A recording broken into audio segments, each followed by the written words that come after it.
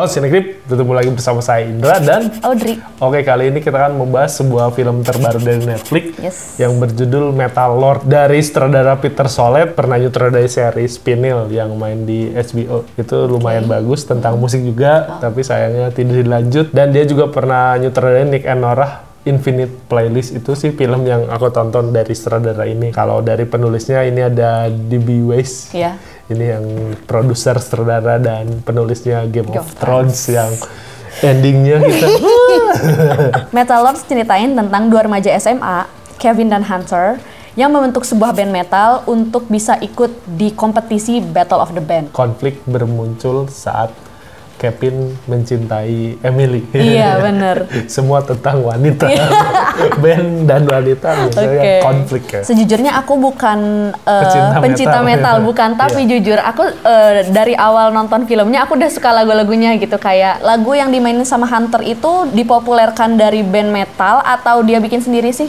Yang baru, yang Machinery of Torment itu bikin sendiri. Nah itu aku jujur maksudnya enak gitu didengar, aku suka gitu. Hal lain yang aku suka tuh penggambaran anak remaja yang memang anak remaja kalau suka sama sesuatu pasti menuhankan hal itu kan.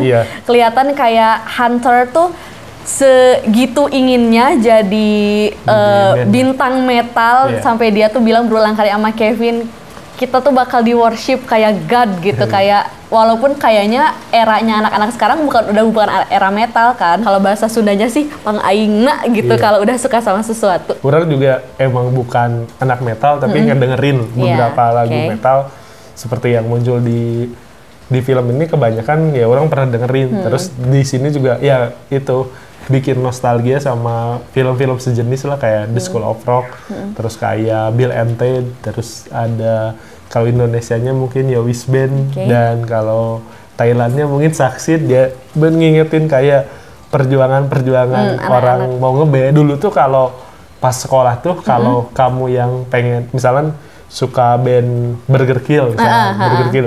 Jir, orang keren nih kalau bawain Burger Kill. Terus ada temen yang misalnya bisa drum lah. Tak, kamu harus ngedengerin ini nih, kamu biar bisa main band bareng gitu. Dia diracunin temannya yang bisa main alat musik tuh.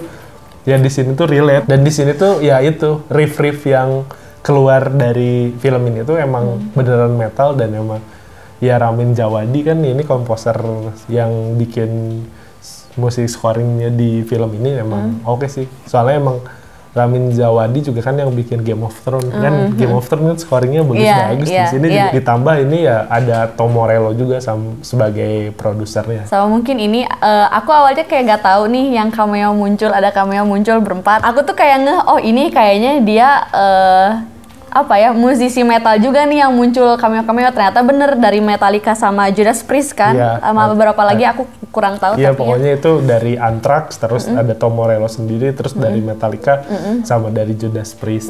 Dan ini tuh ya tonton aja sih kalian di mana cameo ini munculnya gitu. Iya bener. Kalian yang memang tumbuh dengan musik-musik metal di usia 11-12 tahunan, kayak mungkin kalian bisa ngerasa nostalgic dengan nonton ini gitu. Iya, dan buat kalian yang berharap ini metal banget sih, enggak sih, sayangnya tidak. Jadi ini mungkin buat pengenalan remaja kayak si Kevin yang baru mau ke metal aja gitu.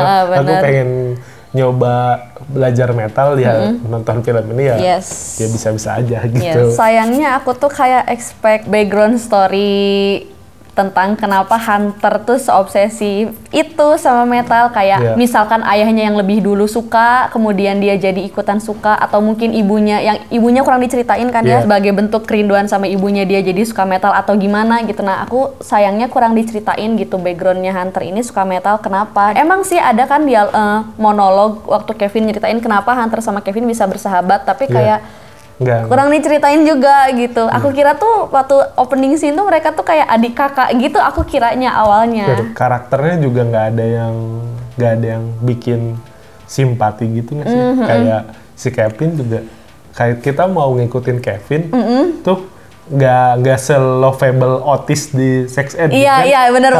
Ya, maksudnya dia bisa dibully tapi ya ada sisi hal yang emang ternyata dia gini-gini.